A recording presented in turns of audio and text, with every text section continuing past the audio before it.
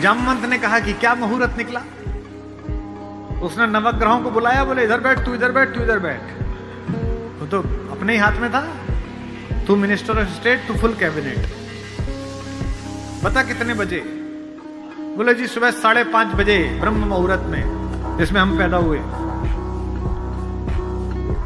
तो उसने कहा ठीक है, 5:30 बजे का मुहूर्त निकला, मैं 5 बजे आ जाऊंगा।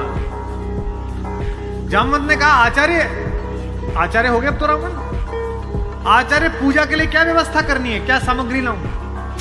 उसने कहा आपके यजमान, मेरे यजमान जंगल में हैं। अगर यजमान के पास पूजन सामग्री ना हो तो पंडित का धर्म बनता है कि वो पूजन सामग्री लेके आए, तो मैं लेके आऊंगा।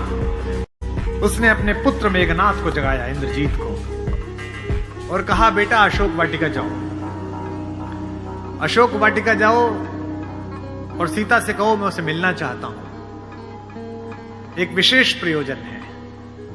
थोड़ी देर बाद खुद पहुंचा और कहा सीते, तुम्हारा पति राम लंका विजय का यज्ञ कर रहा है, उसके पास पुरोहित नहीं है, कल सुबह मैं उसका पुरोहित बनूंगा।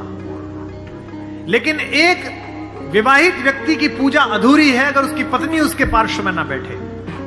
क्योंकि तुम उसकी पत्नी हो, तो सुबह ये इंद्रजीत रथ लेकर आएगा, तुम स्नान करके नया वस्त्र पहनकर इस रथ में बैठ जाना, क्योंकि मेरे यजमान की पूजा पूर्ण होनी चाहिए, मैं अपूर्ण पूजा का पुरोहित नहीं हूं। और कहा कि तुम्हारी लंका से मुक्ति केवल पूजा तक की है, पूजा होते ही उठना और इसी रथ में वापस बैठकर अशोक वाटिका में आ जाना।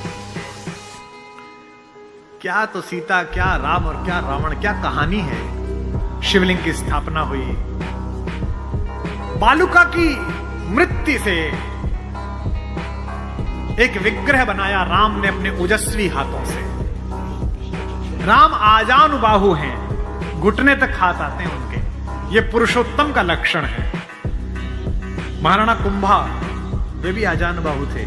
कभी कुंभलगढ़ के किले में जाइए, 3 फीट का शिवलिंग है, नीचे बैठ के अपने ही हाथ से लोटे से रुद्राभिषेक करते थे बिना उठे। वे भी सूर्यवंशी थे, राम आजानुबाहु थे। उन्होंने अपने बड़े बड़े हाथों से शिवलिंग तैयार करा, धोती पहने हुए, तिलक लगाए हुए तेजस्वी रावण पहुंचा। राम और लक्ष्मण ने आसन से खड़े होकर अपने पुरोहित को प्रणाम करा। आचार्य, मैं दशरथ का पुत्र राम अपने छोटे भाई लक्ष्मण के साथ आपको प्रणाम करता हूं। दोनों ने पैर छुए रावण के और कहा कि आचार्य आसन ग्रहण करिए। आचार्य ने पूजन प्रारंभ किया। ओम गणपति गंगा। अब ये कि पत्नी कहां से आए? आचार्य ने पूछा राम से। मेरे यजमान विवाहित है? राम ने कहा हाँ आचार्य मैं विवाहित हूं। अपनी धर्म पत्नी से कहिए कि वो आपके पार्श्व में आकर बैठे। राम ने कहा आचार्य मेरी धर्म पत्नी मेरे साथ नहीं है। तो जामवंत ने कहा आचार्य अब पूजा कैसे होगी?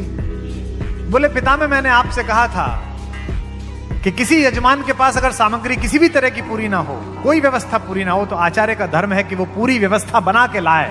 बेटा इंद्रजीत, यजमान की पत्नी को उनके पार्श्व में स्थापित करो।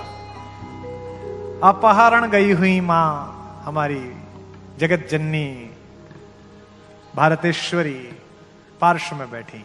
पूजन प्रारंभ हुआ, सारी अर्चना हुई